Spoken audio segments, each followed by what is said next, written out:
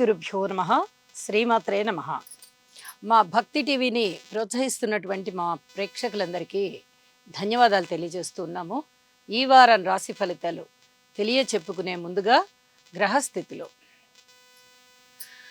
మేషంలో రవి బుధులు, వృషభంలో శుక్రాచార్యుల వారు, మిథునంలో గురువుగారు, ఇక సింహరాశిలో కేతువు, వృశ్చిక రాశిలో నీచలో ఉన్నటువంటి చంద్రుడు, కుంభరాశిలో రాహువు, కుజ శనులిద్దరూ మీనరాశిలో ఉంటూ ఉండగా వారాంతానికి వెళ్ళేటప్పటికీ ఏ గ్రహాల యొక్క స్థితులలోనూ మార్పు లేదు. కానీ ఒక్క చంద్రుని యొక్క సంచారం మటుకు మకర రాశిలోకి వెళ్ళి ఉన్నది.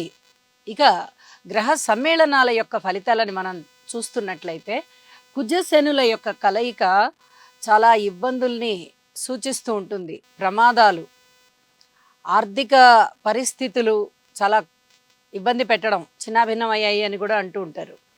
అలాగే రోడ్డు ప్రమాదాలు ఉండడానికి అవకాశాలు, జల ప్రమాదాలు ఉండడానికి అవకాశాలు, అనారోగ్యం ఏ రాశితోనూ సంబంధం లేదండి. ప్రతి మనిషికి కూడా ఇంతో అంతో అనారోగ్య సూచనలు కనిపిస్తూ ఉంటాయి. అంటే చాలామందికి, ప్రతి మనిషికి అంటే మనిషికి అని కాదు, చాలా మటుకు ఇబ్బందులు కనిపిస్తూ ఉంటాయి. అలాగే కోర్టు కేసులు ఇబ్బంది పెడుతూ ఉంటాయి. కోర్టులన్నీ కిటకిటలాడేటటువంటి పరిస్థితి కనిపిస్తూ ఉంటుంది. అలాగే తగాదాలు, పెద్ద మనుషుల పంచాయతీలు, విడాకులు, కొట్లాటలు, మాట పడకపోవడాలు, హృద్రోగాలు, ఏదన్నా యాక్సిడెంట్లు, ఇక ఒకటేమిటి సమస్తమైనటువంటి ఇబ్బందుల్ని కలగజేయడంలో ఈ శని కుజుల యొక్క కలయిక ప్రధాన పాత్ర పోషిస్తూ ఉంటుంది. దీనికి తప్పనిసరిగా శని కుజ స్తోత్రపారాయణాలు చేయించుకోండి, వీలైతే జపాలు చేయించుకోండి. ఇది చాలా చాలా చెప్పదగినటువంటి సూచన. ఇక శనిగారి యొక్క తృతీయ దృష్టి శుక్రాచార్యుల వారి మీద ఉంది. అయితే ఇక్కడ శుక్రాచార్యుల వారు స్వస్థానంలో ఉంటూ ఉన్నారు కాబట్టి చాలా బలంగా ఉంటారు. వీలైనంత వరకు శుక్రాచార్యుల వారికి కూడా స్తోత్రపారాయణాలు చేసుకోండి. ఇబ్బందులు అనేవి తగ్గిపోతాయి. ఏదైనా స్నేహాల విషయంలోనూ, ప్రేమ విషయంలోనూ, అన్యోన్యత విషయంలోనూ చిన్నపాటి ఇబ్బంది కనిపించడానికి అవకాశం ఉంటుంది. ఈ స్తోత్రపారాయణాలు చేసుకున్నందువల్ల, ఈ శనిగారికి జపము అలాంటివి చేసుకున్నందువల్ల చాలా వరకు ఈ ఇబ్బందుల్ని అధిగమించవచ్చు అని చెప్పి కూడా తెలియచేస్తున్నాను. ఇక రవి గారు ఉచ్చలో ఉన్నారు, బుధునితో కలిసి బుధాదిత్య యోగంలో ఉన్నారు.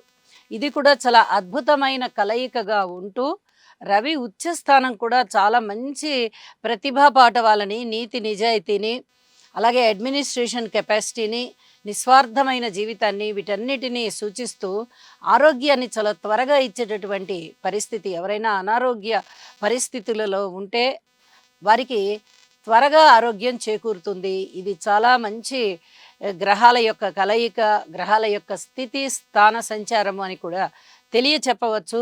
ఇక గురువుగారి యొక్క నవమ దృష్టి రాహు మీద పడుతూ ఉన్నది. దైవభక్తి పెరుగుతుంది, నాస్తిక భావాలు తగ్గడానికి అవకాశం ఉంది. ఇది కూడా చాలా చెప్పదగినటువంటి సూచనగా తెలియచేస్తూ ఉన్నాను. అద్భుతమైనటువంటి ఈ గ్రహాల యొక్క స్థితుల వల్ల చాలా వరకు మంచి జరిగేటటువంటి పరిస్థితే కనిపిస్తూ ఉన్నది. కాబట్టి ప్రతి వారు కూడా దైవధ్యానాన్ని తప్పకుండా చెయ్యండి.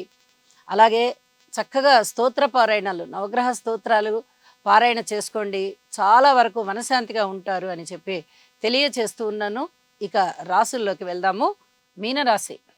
మీనరాశి వారికి 3 మే నుంచి 9 మే వరకు గల కాలాన్ని పరిశీలన చేస్తే నిజానికి 2 గ్రహాల అనుకూలత ఉందండి వీరికి. ద్వితీయ స్థానంలో బుధుని సంచారం బాగుంది, షష్ఠ స్థానంలో కేతువు సంచారం బాగుంది. ఇక్కడ ఒక మాట తెలియచెప్పాలి.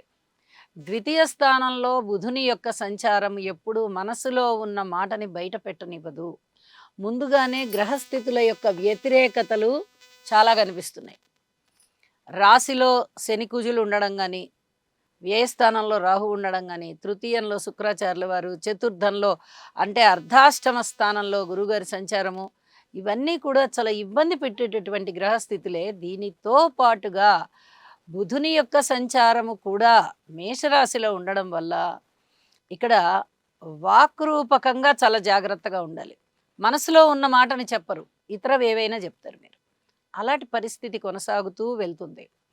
కాబట్టి జాగ్రత్తగా ఉండండి. కాకపోతే ద్వితీయంలో బుధుడు బావుంటారు కాబట్టి, ఇక్కడ బుధుని యొక్క అనుకూలత ఉంది. అలాగే ప్రతికూలత గూడా ఉంది. అలాగే బుధ అదిచ్య యోగము ఉంది. ఆరోగ్యం బావుంటుంది. ధనము, ఆదాయం బావుంటుంది. కుటుంబరీత్యా చిన్నపాటి జాగ్రత్తలు తీసుకోండి. అన్నదమ్ములతో చాలా జాగ్రత్తగా ఉండాలి.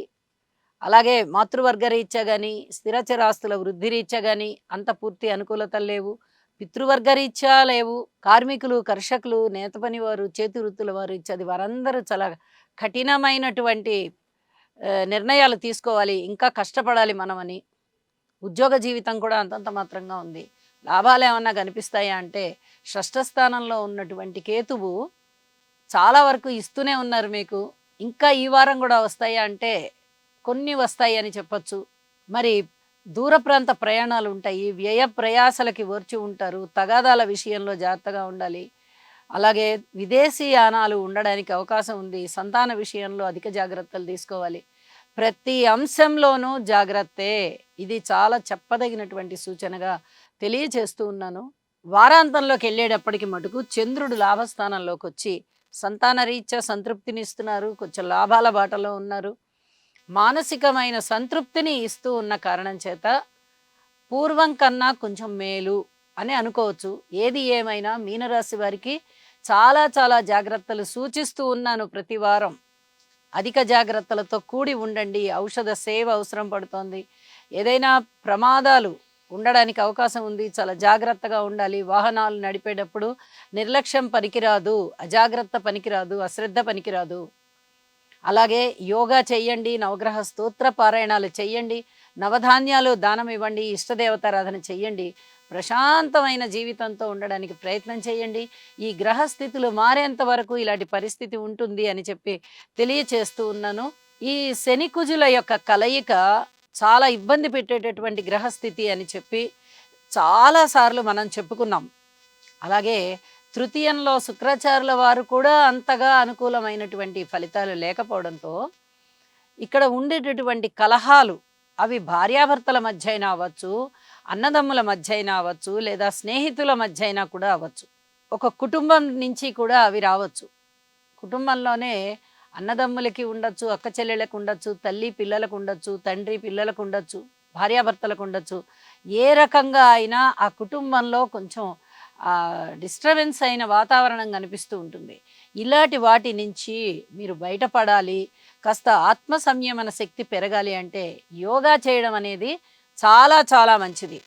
శని కుజుల యొక్క సంచారం మీనరాశిలో జరుగుతూ ఉన్నందువల్ల చిన్నపాటి దెబ్బలు ఏదైనా కాలు జారి పడడమైనా కానీ, అంటే అంత చిన్నదైనా కానీ జరగడానికి అవకాశం ఉంటుంది. నిర్లక్ష్యం చేయకండి. నడిచి వెళ్ళేటప్పుడు జాగ్రత్తలు వహించండి. వాహనాల మీద వెళ్ళేటప్పుడు జాగ్రత్త వహించండి. అలాగే వాహనాలు మీరు స్వయంగా నడుపుతున్నట్లయితే పూర్తిగా వేగం తగ్గించి వెళ్ళడం చాలా చాలా మంచిది అని చెప్పి తెలియజేస్తూ, ఒకటికి 2 సార్లు ఆరోగ్య భద్రత గురించి చెప్తున్నాను అని ఆరోగ్యం మీదనే దృష్టి పెట్టాలి, ఇదే భయం అని అనుకోవద్దు. ఆ గ్రహాల యొక్క సంచారం విశేషం ఎక్కువగా ఆ విధంగా కనిపిస్తూ ఉంటుంది కాబట్టి, ఆ విశేష ఫలితం ఏమిటి అంటే కొంచెం నెగెటివ్ ఫలితం కాబట్టి ఒక 2, 3 జాగ్రత్తలు ఎక్కువ చెప్తున్నాను అని చెప్పి గ్రహించండి. శుభం.